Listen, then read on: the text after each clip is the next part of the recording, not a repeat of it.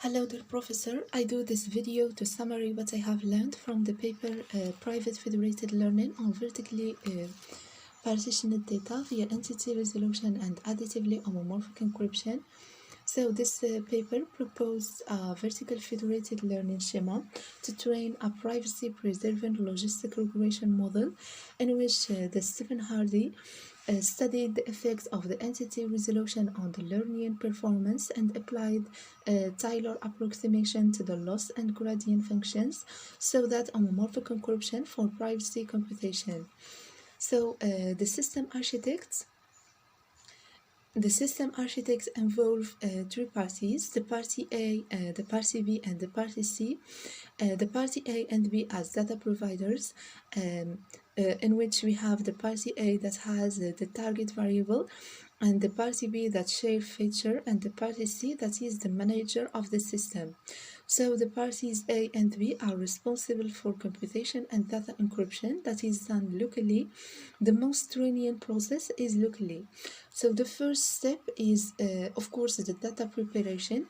As we work with additively homomorphic encryption, only arithmetic, so that provide only arithmetic for element of its plain text space. We define an encoding schema in order to support algorithm over floating point number, and when data set is vertically partitioned across organization, the problem arises of how to identify the corresponding entities. We use here in our case the entity resolution that use a comparison functions. We gave here a solution by an approximation solution given by linking code, which is called the cryptographic long-term case. So this cryptographic long-term case, it's a supervised classification techniques that classify the entities into match and non-match.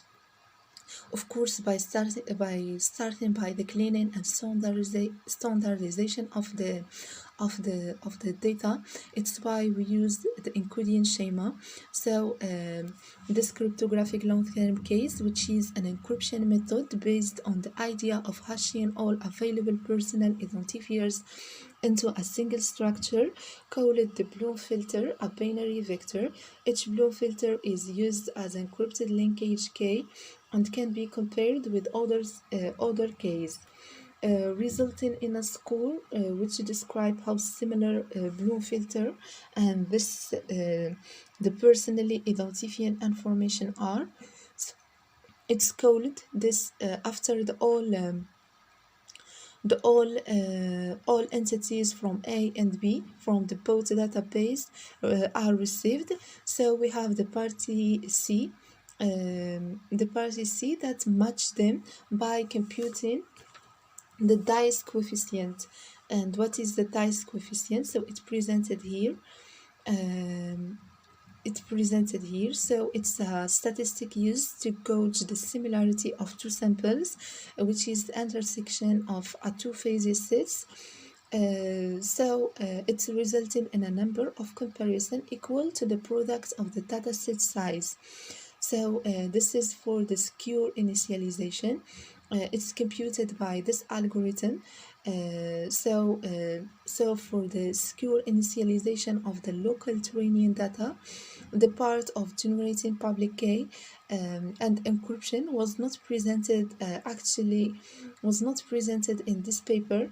It was not presented in this paper, but it was presented in another one. So it was presented in the other paper, which is the secure SVN training over vertically partitioned data sets. So here it proposed a secure SVN classifier that training platform without a trusted party. So here without the party C. We have here the first part, which is the encryption part by threshold pillar. Why we use this additively homomorphic encryption. Firstly, it's an effective method of constructing a secure multi-party protocol, giving the encryption of the numbers M1 and M2 of the sum of two numbers.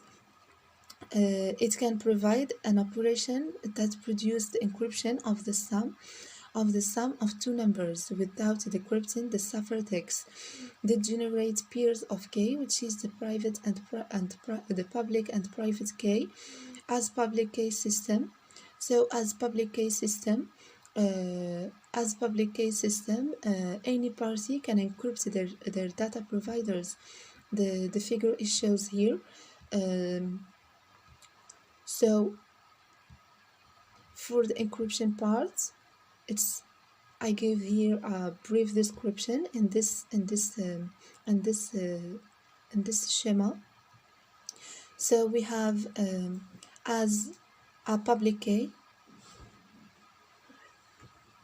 so the public key is a system any party can encrypt their data with a known public key and perform computation with data encrypted by others with the same public key to extract the plain text.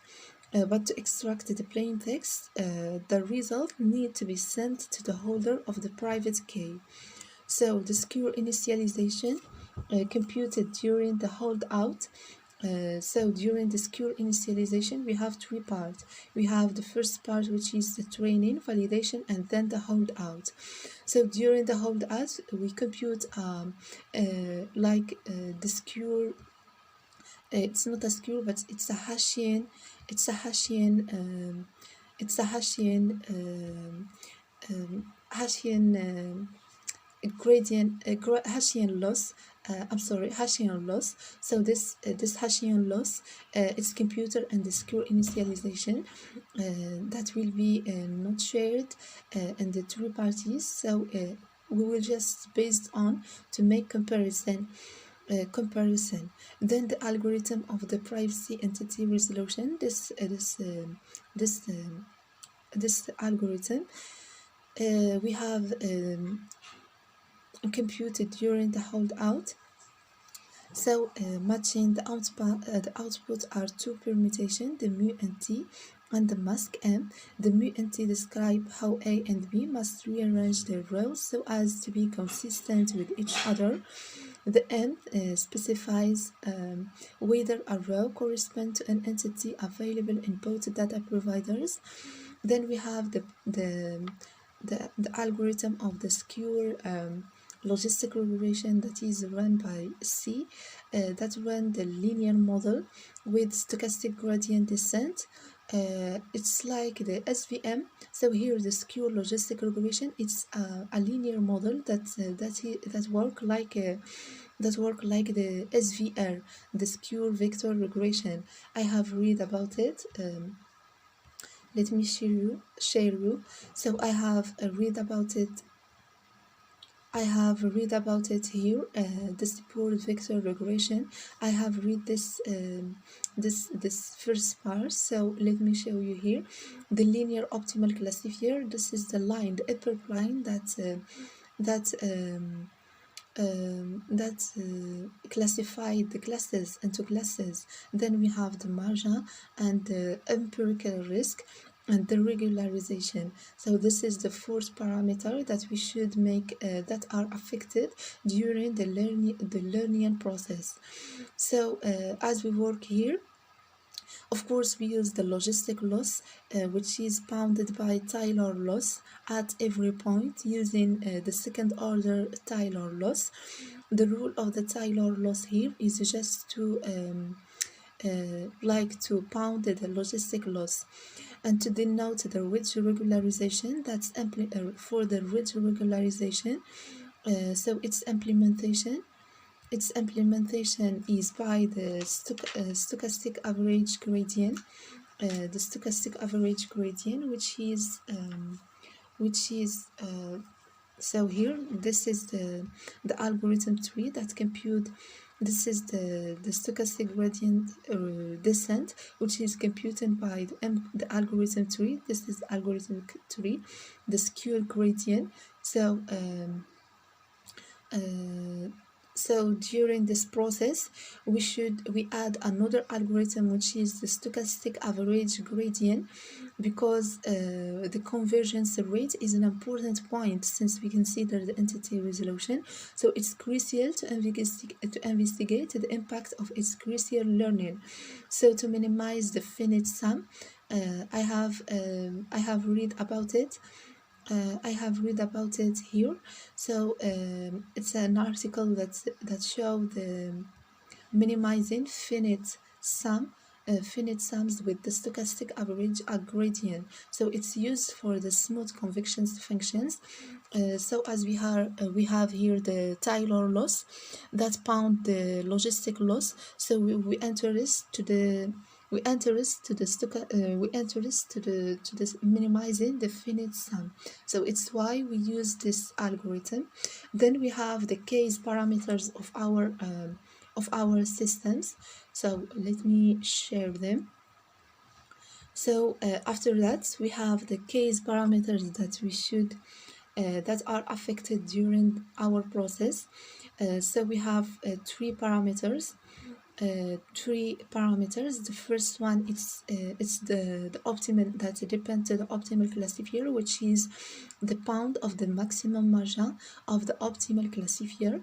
Then we have the aggregate parameters, the MinD and P of the permutation matrix. And what is the permutation matrix? So the permutation matrix, which is the permutation error between A and B that act between classes. Between classes. We have here a brief description that act between the classes of the XA and XP. So XA and XP are two raw vector of data, and this permutation errors that compute the rearrange of the raw data that depend on two parameters. We have the size and the class mismatch.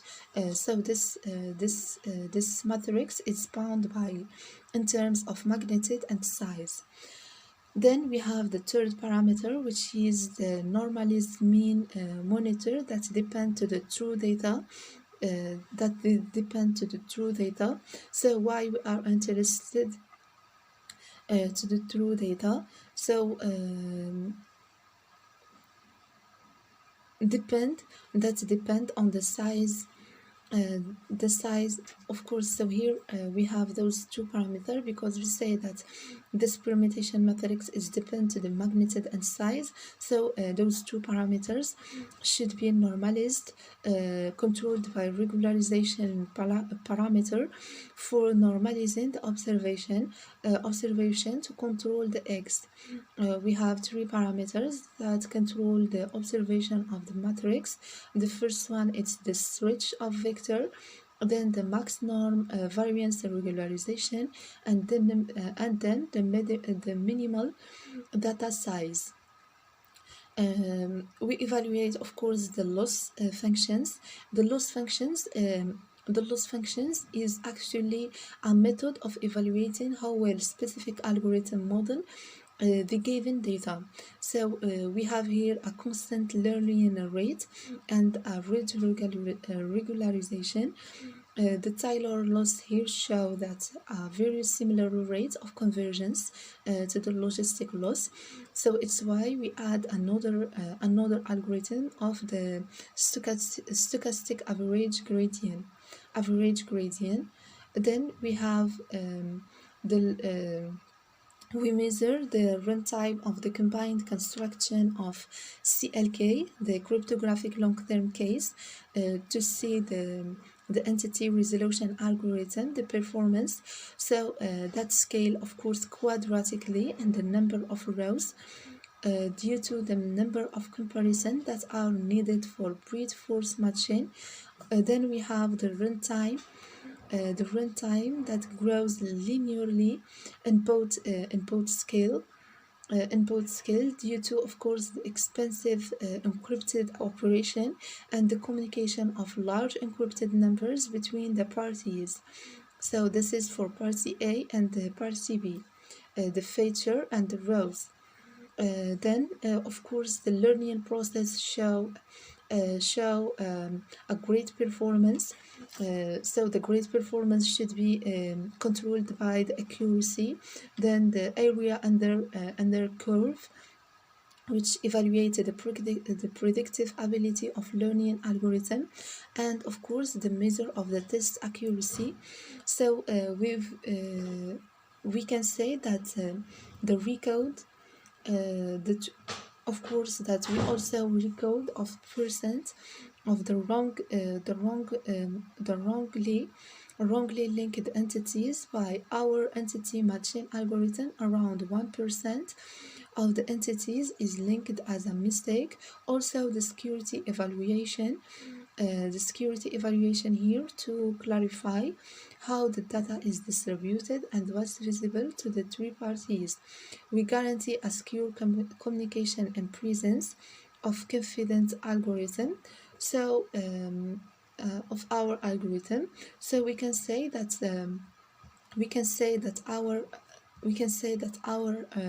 our article is an end-to-end solution problem that describes the pipeline process with a distributed logistic regression. Of course, that homomorphic encryption is thought to have a less performance loss. It's why we used approximation by Taylor loss, and be more robust to the collision attack. So homomorphic encryption is more private or secure. More secure, even it costs memory and processing time, not like privacy preserving. So privacy preserving, it doesn't cost memory and processing time, but it's not efficient secure in our case here, because it's not enough secure in our case here. So this is the full study of our case of federated learning with logistic regression via on a vertically partitioned data. So I have made some comparison with the MapReduce. I think that entity resolution is more efficient with homomorphic encryption than MapReduce. Then of course that I have read another article that removed the role of the third party, the coordinator. So as I have said, we have some complexity on the computation task, so we can remove the coordinator to get a best performance and reduce the runtime learning. And this is the result that was shown by the Changwen Yang and the article Parallel Distributed Logistic Regression for a vertical federated learning without the third party. So and this is what I have learned from this paper. And thank you, sir, for your listening. Hello dear professor, I do this video to summarize what I have learned from the paper Private Federated Learning on Vertically Partitioned Data via Entity Resolution and Additively Homomorphic Encryption. So this paper proposed a vertical federated learning schema to train a privacy-preserving logistic regression model in which the Stephen Hardy studied the effects of the entity resolution on the learning performance and applied Taylor approximation to the loss and gradient functions, so that homomorphic encryption for privacy computation. So the system architects involve three parties: the party A, the party B, and the party C. The party A and B as data providers, in which we have the party A that has the target variable, and the party B that share feature, and the party C that is the manager of the system. So the parties A and B are responsible for computation and data encryption that is done locally.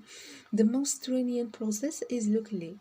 So the first step is, of course, the data preparation. As we work with additively homomorphic encryption, only arithmetic, so that provide only arithmetic for element of its plain text space.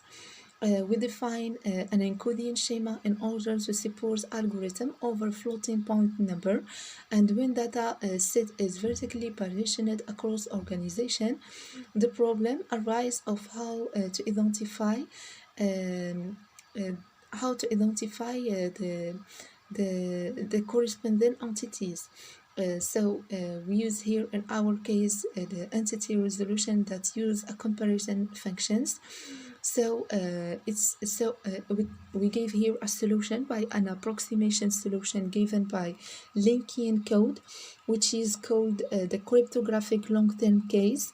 This cryptographic long-term case, it's a supervised classification techniques that classify the entities into match and non-match. Of course, by starting by the cleaning and standardization of the data, it's why we use the encoding schema. This cryptographic long-term case, which is an